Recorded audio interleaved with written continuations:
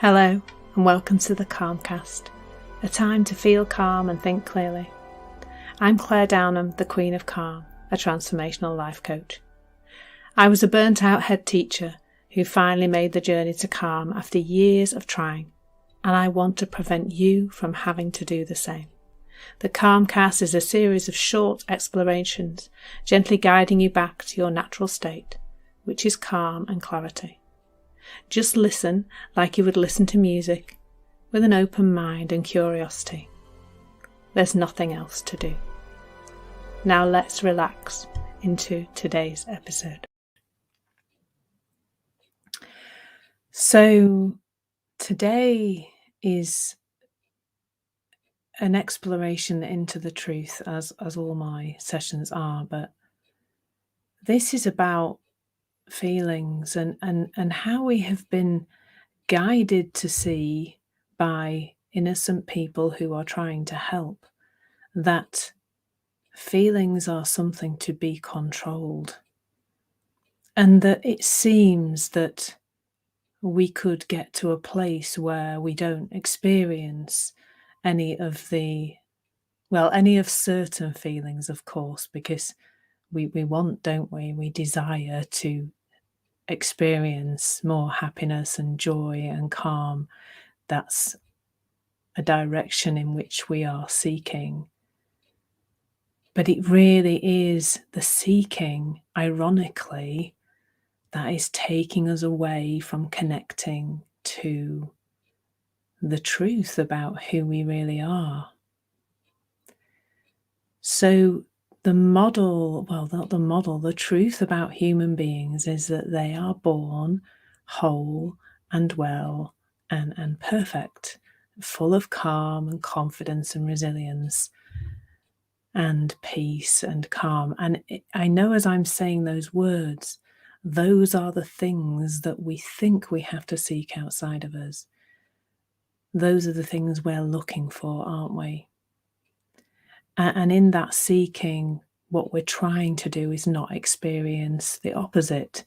We don't want to feel, I'm not sure what the opposite of resilient is, but anyway, we don't want to feel not confident. We don't want to feel stressed. We don't want to feel anxious or worried or upset about things. So we go looking outside of us to find a solution to that. And I spent a long time looking for the way to solve my feelings, to have less of the ones that I didn't like.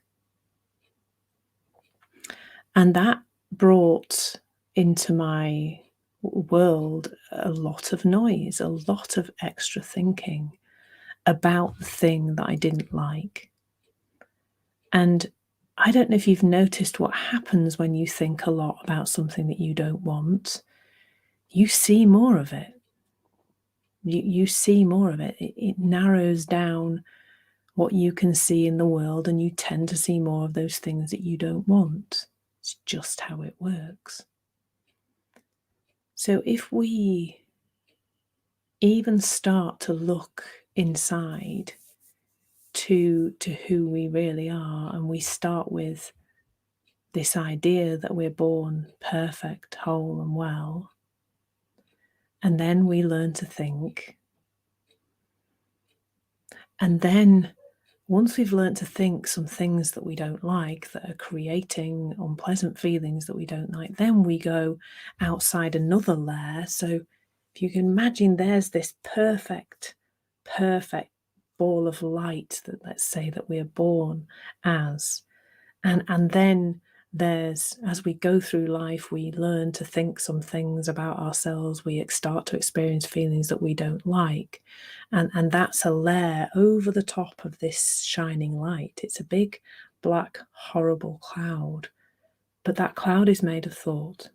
It's not a solid thing. It's light. It's not solid.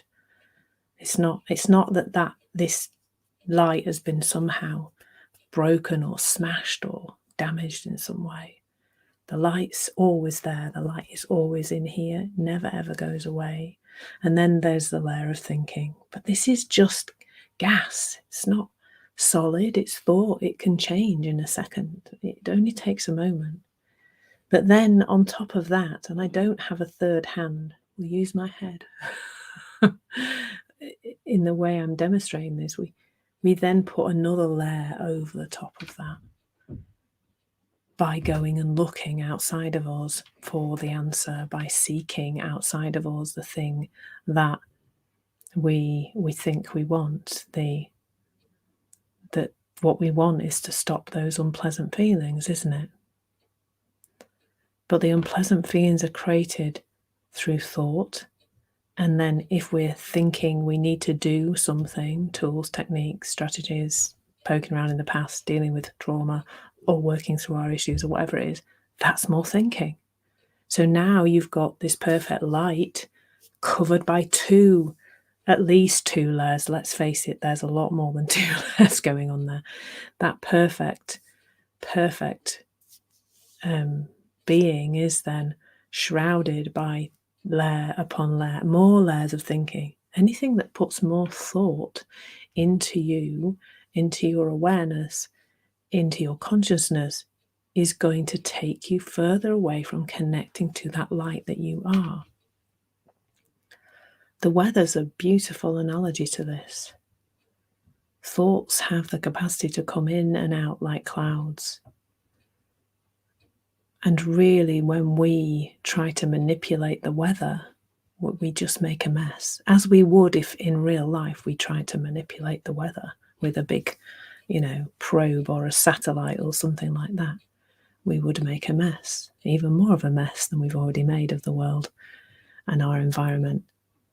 So it doesn't make sense to do that, does it? It doesn't make sense to mess about with the weather. But we think we've to mess about with our own weather all the time.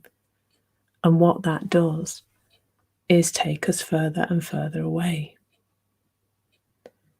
Now,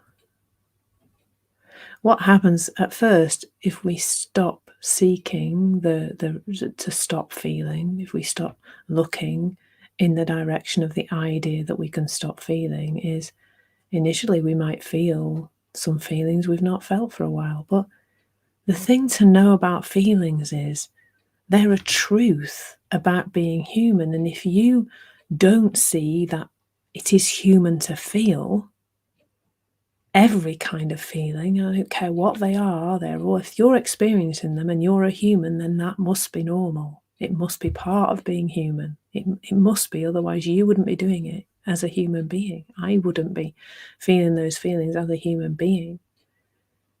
The thing is, if we're always trying to stop those feelings, we've just got more thought, more busyness, more overwhelm, and less connection to the calm and the clarity and all those things that are always inside us.